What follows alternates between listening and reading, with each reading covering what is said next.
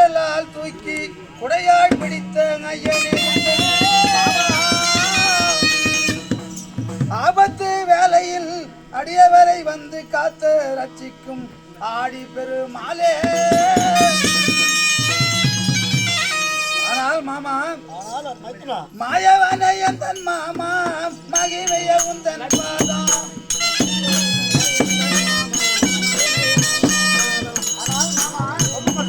மாயவனை எந்தன் மாமா மகிமைய உந்தன் பாதம்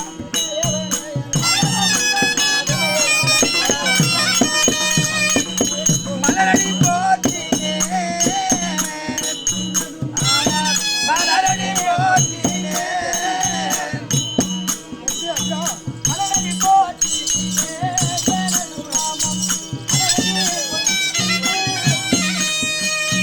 பார உலகம் எல்லாம் ஓரடியால் அளந்த மாயா பார உலகம் எல்லாம் ஓரடியால் அளந்த மாயா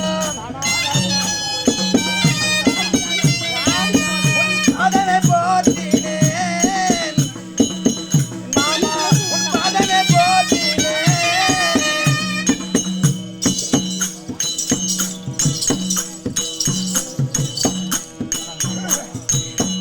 ஆயனை எந்தன் மாமா அர்ஜுனன் உந்தன் பாதம்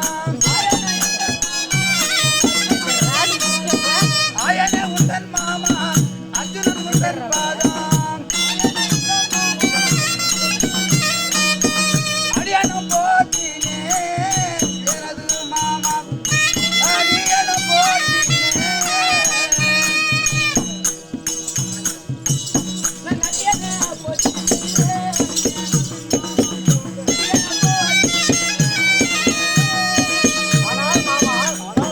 என்னுடைய மைத்துனன் அர்ஜுன மகாராஜன் அநேக கோடி வந்தனம் மாமா. ஆனா எழுதுற மைத்துனா வந்து எந்த பாதமால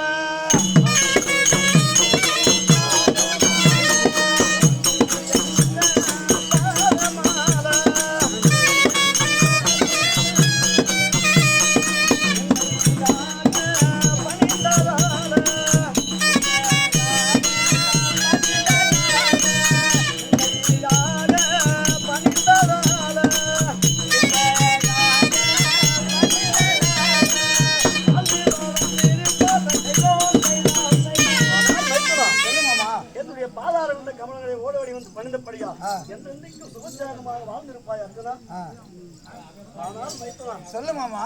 நேரத்தில் என்ன காரணம்? நீயோ சென்ற நேரத்தில் சிவபெருமானை பார்த்து தவம் பெற்று திரும்பி வர வந்திருக்கணும். என்ன என்ன பண்ணுகிறேன் இந்த நேரத்தில்? ஆனால் மாமா நானும் சென்று வருகின்ற வேளையிலே முதல் வனத்திலே ஒரு மோகினியானவள் வந்து என்னிடம் ஏடாவிடமாக பேசி என்னை திருமணம் செய்து கொள் என்று ஏதோ பேசினார். அன்னவளை நானும் வாதாடி என்னை தொலைத்து வருவதற்கே நேரமாகிவிட்டது. இரண்டாவது வனத்தில் ராமராஜன் என்றவன் ஒருவன் வந்து என்னிடம் என் மனைவியிடம் தவறாக நடந்து விட்டாய் என்று அவன் வம்புக்கு என்னை இஷ்டு அவனும் நீ நேரம் கழித்து விட்டான். மூன்றாவது வனத்தில் வரும்பொழுது ராமன் ஒருவன் முன்னால் அந்த தவம் செய்து அந்த ஈஸ்வரனை பார்க்கவே முடியாது என்று என்னிடம் வந்து சொன்னான். அண்ணவனிடம் வாதாடி அண்ணவனை தொலைத்து அடித்து வருவதற்கு நேரமாகிவிட்டது மாமா. ஆனால் இப்போது உன்னை நினைக்காத படியினாலே பல சோதனைகள் வருகிறது என்று நினைத்துத்தான் நான் உன்னை கோரி தவம் செய்து வரவழைத்தேன் மாமா. ஆனால் நீ 3 பேர் யார் வந்தது என்று தெரிய சொல்லு மாமா. நீ முதல்வானும் தண்ணீரமாக நீயாகவே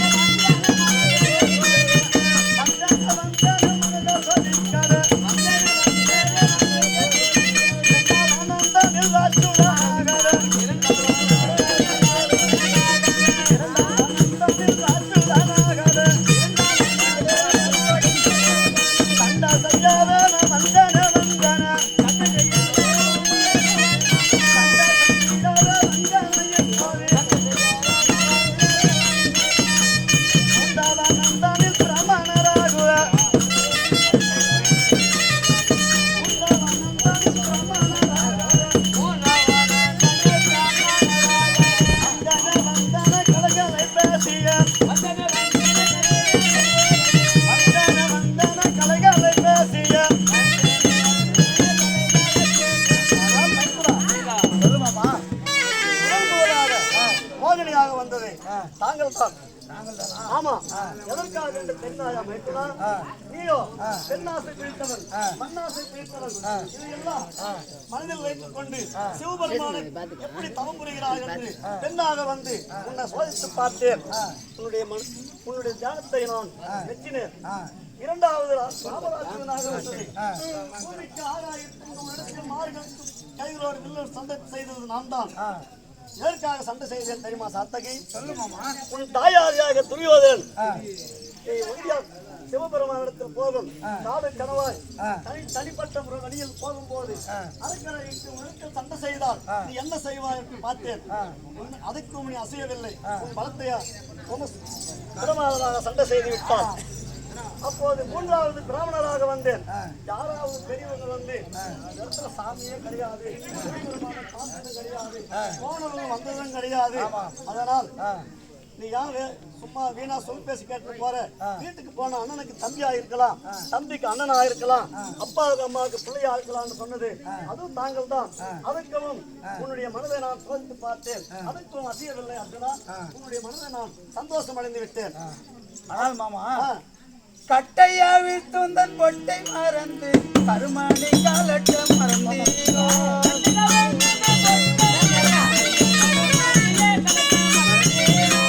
கட்டையா வீழ்த்துந்தன் பொட்டை மறந்து கருமாடி காலட்ட மறந்தீரோ.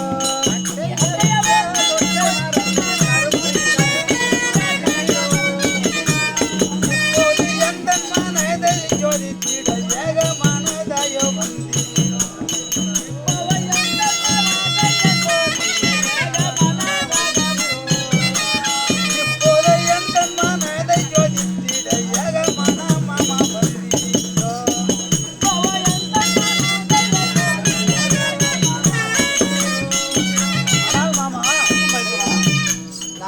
நினைக்காவிட்டாலும் ஆனால் நீ என்னை தொடர்ந்து வந்திருக்கின்றாய்.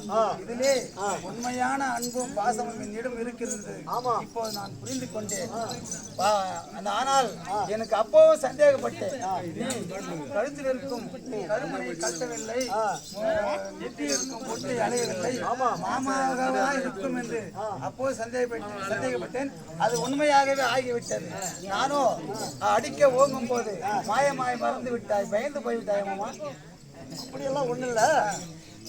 ஆனால் அர்ஜுனா, நீயோ சென்று சிவபெருமானை கோரி சந்தோஷமாக சென்று ஆசுபதாகனை விடைபெற்றுக் கொண்டு சந்தோஷமா வருவாய். உனக்கு ஏதாவது கலந்து கொண்டு வந்தால் நான் வரவில்லைனாலும் நான் ஏறும் வாகனம் கருடு வாகனம் வந்தால் நான் வந்திருக்கிறேன் என்று தெரியும் மைத்துனா. ஆனால் மாமா, நீ நான் என் மீது எந்த கோபமும் வேண்டாம்.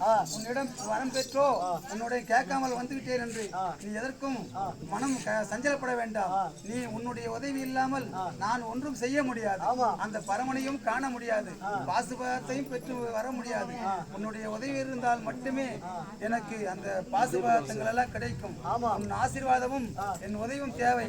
நீ எனக்கு நல்லருள் புரிந்து என்னை வடுவழி வைக்க வேண்டுமாமா.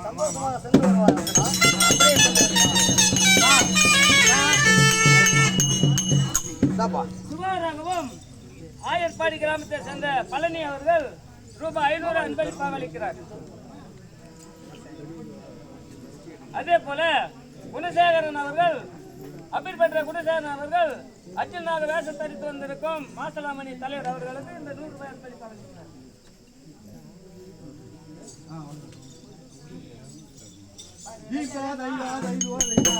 ஆனால் சாமி, நானும் தவம்புரியும் நிலையில் நீங்கள் கருட வாகனம் ஏறி இருந்து எனக்கு துணை நின்று என்னை ஆசீர்வதிக்கும்படியாக கேட்கிறேன் சாமி. அவ்வாறு ஆகட்டும் வைத்தனா, சந்தோஷமாக சென்று வருவார்.